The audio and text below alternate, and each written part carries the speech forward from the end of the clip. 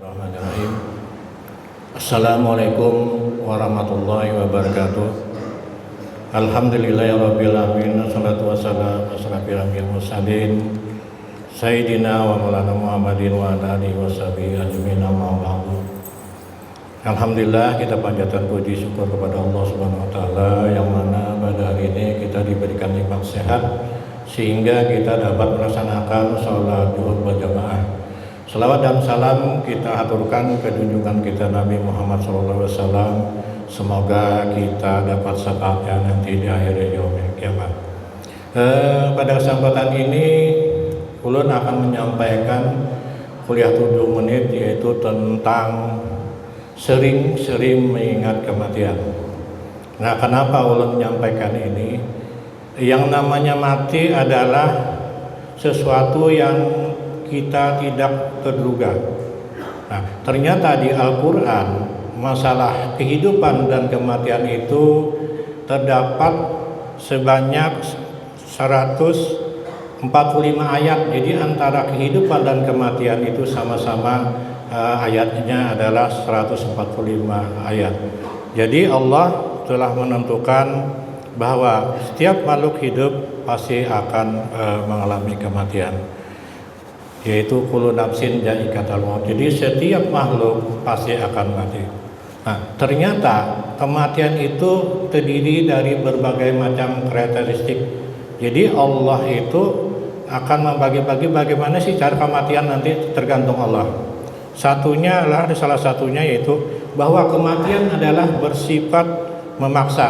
Nah, jadi kematian adalah sifat memaksa sesuai dengan Al-Quran ayat Al-Imran ayat 154. Jadi tidak ada kita menolak atau menunda-nunda. Jadi kalau sudah sampai, jadi sifatnya itu memaksa. Kemudian yang kedua adalah kematian sifatnya mengejar sesuai dengan ayat Al-Quran surah An-Nisa ayat 178. Jadi di mana saja kamu berada, kematian akan mendapatkannya. Jadi masakan kita tulak kemana saja, kalau sudah sampai ajal, maka kita akan menemui kematian. Kemudian apalagi? Ternyata kematian juga akan mengejar. Nah, kematiannya mengejar, maksudnya gini, kapanpun kita menghindar ataupun kita menghindar dari kematian, walaupun kita berlindung ke benteng yang kokoh atau dengan teknologi yang canggih, maka kematian tetap akan mengejar kita. Mungkin satu contoh, di zamannya Nabi Sulaiman alaihissalam ada seorang murid beliau, ternyata ada malaikat maut datang. Kemudian malaikat maut ini sering melihat ke murid beliau. Kemudian murid tadi bertanya kepada Nabi Sulaiman, kenapa malaikat maut sering melihat ke saya? Jadi Nabi Sulaiman, mungkin engkau akan dicabut nyawa sekarang.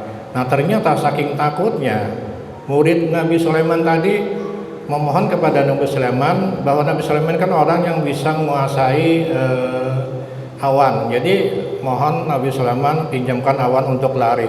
Ternyata setelah dijami tadi oleh awan yang bisa terbang tadi, ternyata muridnya tadi ternyata sampai di suatu daerah. Nah, ternyata malaikat tadi menunggu. Nah, ternyata mati seseorang itu, walaupun kita sudah berkehendak ataupun di suatu tempat yang kita kehendaki, tidak akan bisa. Kenapa? Kematian itu akan menyebut kapan dan di mana saja, tergantung Allah. Kemudian apalagi? Kematian secara tiba-tiba. Ya, jadi kematian secara tiba-tiba ini mungkin kita banyak kejadian, kita mungkin di daerah kita kan ada yang naik haji ternyata meninggal di Mekah, kemudian ada yang naik haji kemudian atau umrah meninggal di Madinah. Nah, jadi kemana saja kita meninggal, itulah takdir kita. Cuma mungkin disunahkan kalau kita meninggal di suatu tempat, itu adalah takdir. Kalau bisa jangan dibawa. Takdir kita meninggal di suatu tempat, misalkan di Makkah, takdir kita di Makkah berarti kita harus dikubur di sana, karena memang Allah mentakdirkan bahwa kita meninggal di sana, bukan dikuburkan di daerah Banjarmasin. Itu adalah takdir. Di mana kita meninggal, maka disunahkan kita dikubur di sana. Kalau usah kita berepot-repot membawa dengan alasan bermacam-macam.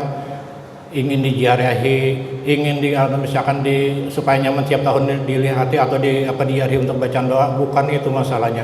Yang penting kita sesunnah di mana kita meninggal seharusnya kita dikuburkan di sana. Kemudian kematian telah ditentukan waktunya, jadi tidak ada lagi. Kadang-kadang kan kita berteman dengan kakawanan, hanya bapanderan semalam ternyata meninggal dunia. Nah itulah kadang-kadang bahwa kematian apapun itu tidak bisa ditunda-tunda walaupun sebentar. Nah, apa yang kita siapkan dalam menghadapi kematian?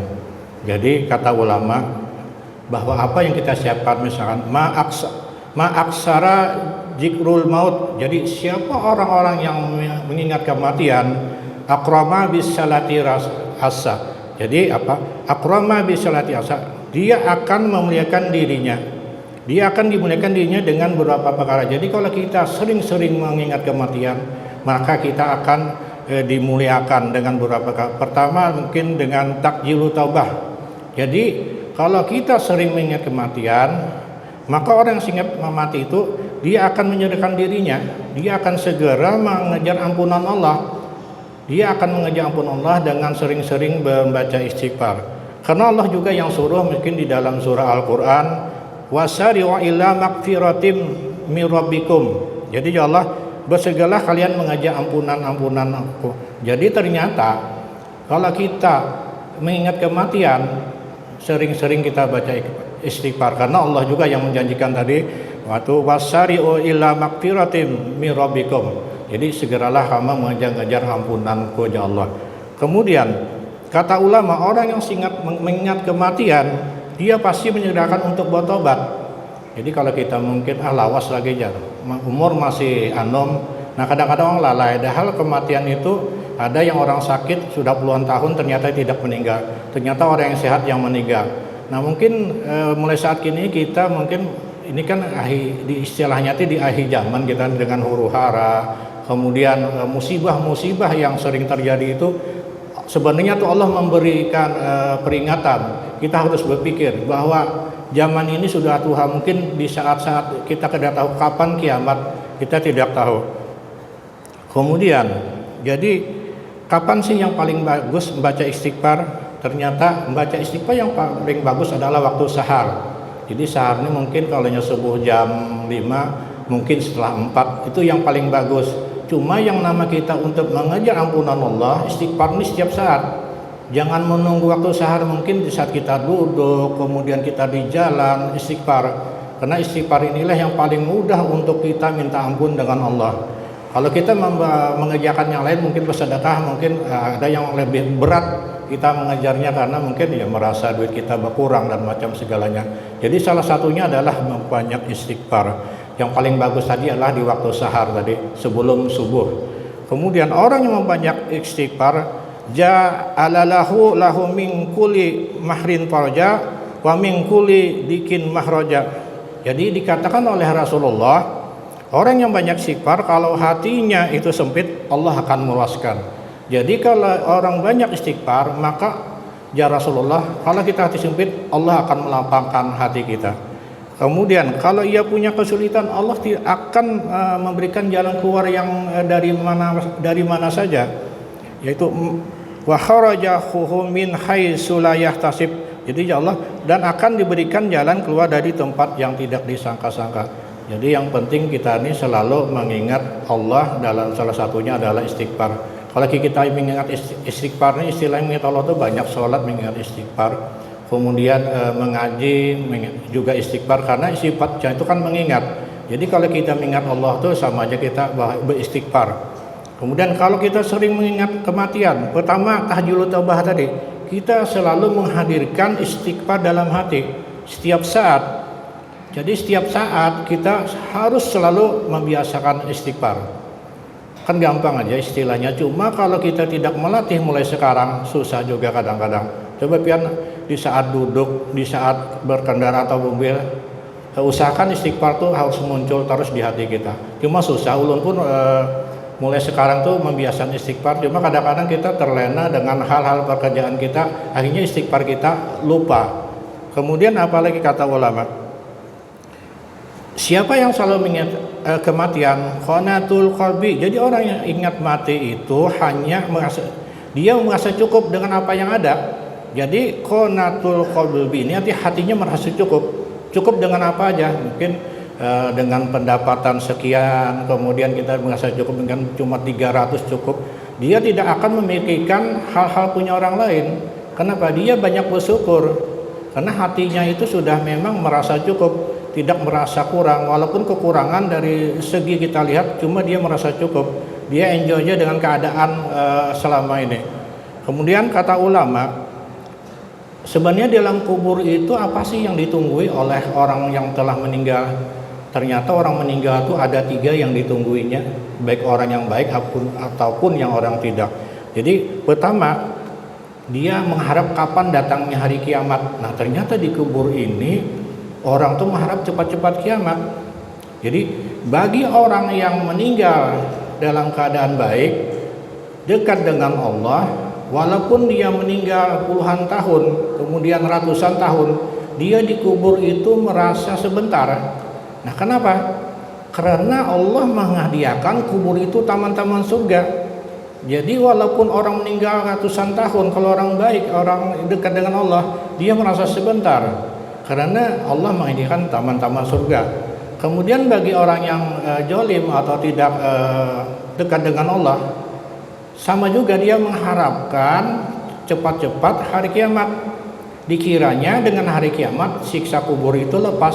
Nah, padahal siksa yang menantinya akan lebih berat lagi.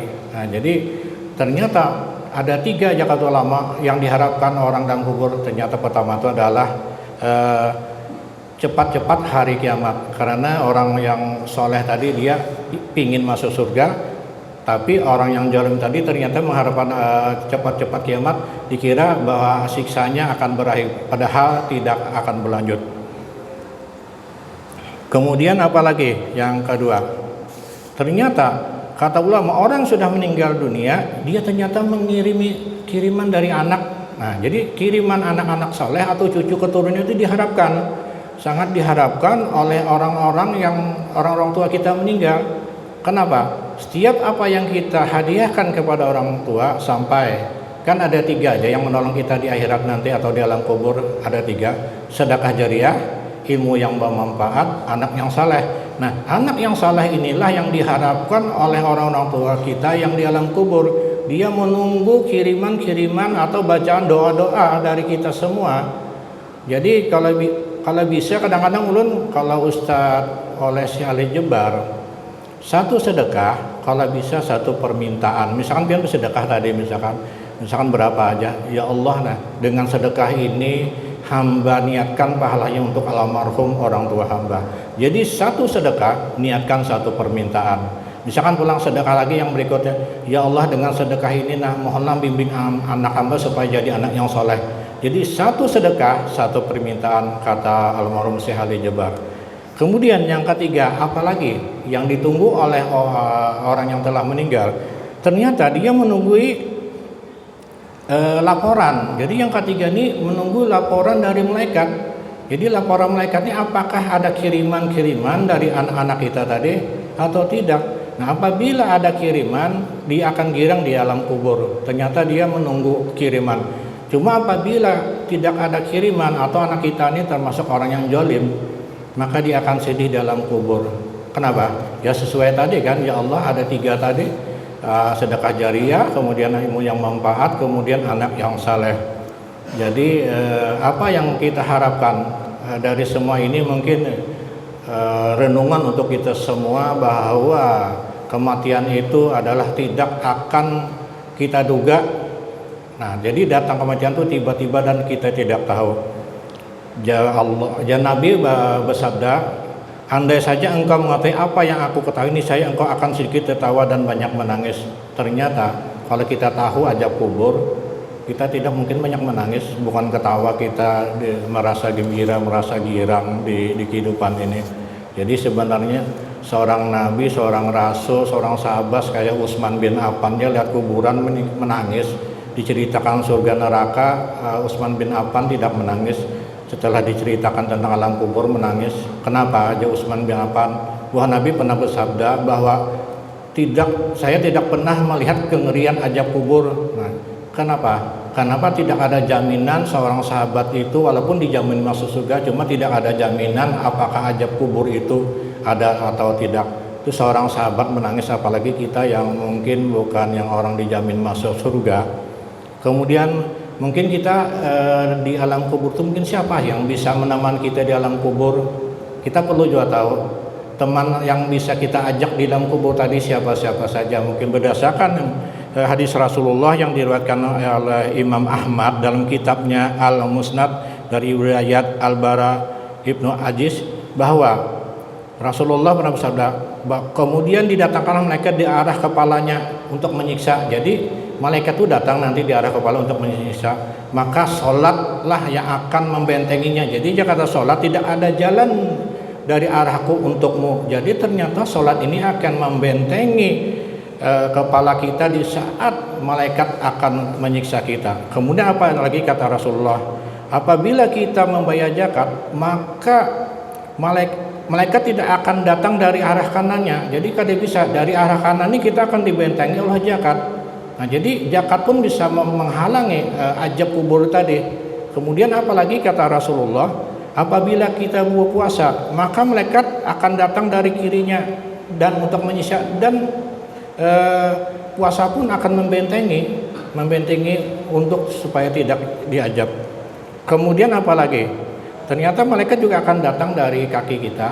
Jadi dia akan mengajak kita. Cuma apa kata amal-amal soleh? Ternyata yang membentengi kita adalah amal-amal soleh kita yang bisa membentengi. Nah, mungkin ini ada teman-teman yang akan membantu kita. Salah satunya adalah keutamaan membaca Al-Quran. Nah, biasakan membaca Quran tiap hari mulai sekarang, walaupun satu ayat atau dua ayat, kalau bisa misalkan satu halaman, dua halaman. Kenapa? Al-Quran inilah yang pertama kali yang akan menemani kita di alam kubur. Yang pertama kali memberi syafaat adalah Al-Quran. Jadi Al-Quran yang memberi syafaat. Kalau misalkan syafaat Rasulullah itu kan di nanti surga atau neraka, cuma yang menemani kita di alam kubur adalah Al-Quran. Kenapa? Satu huruf kan 10 kebaikan. Nah, kalau misalkan berapa huruf kalikan ya biar walaupun kita mungkin membaca Quran dengan terpaksa, kada apa-apa. Dipaksakan cuma nanti akan menjadikan kebiasaan. Coba aja pian paksa aja. Yang penting apa? Akan menjadikan kebiasaan. Nah, kemudian ada sedikit lagi mungkin masalah nih orang-orang yang orang-orang yang tidak akan mendapat azab kubur siapa aja sesuai hadis Rasulullah. Jadi ternyata ada amalan-amalan atau pekerjaan yang kita ini bisa terlepas dari azab kubur. Pertama kata Rasulullah adalah yang mati syahid. Nah, ternyata mati syahid ini kenapa aja sahabat tidak dapat azab?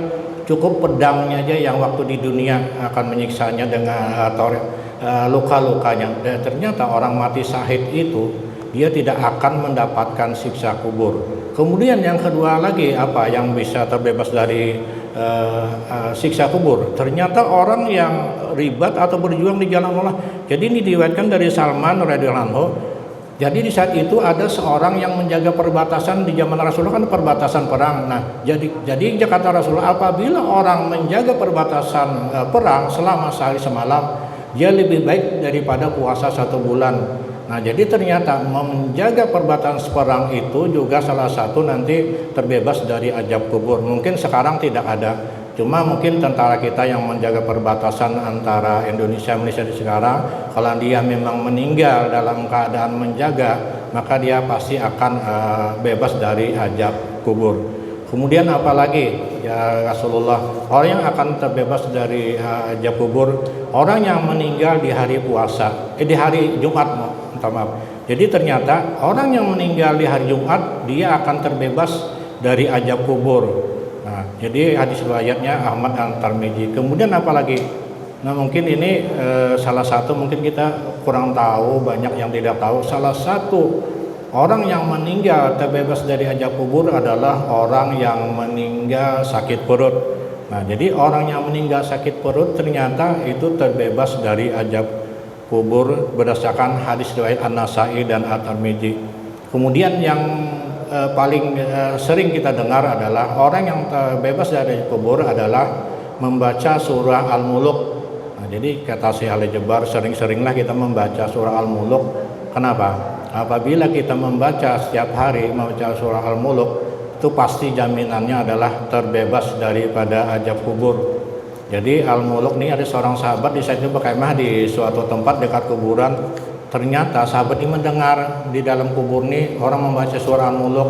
Nah, ternyata orang yang membaca surah Al-Muluk itu ternyata terbebas dari azab kubur.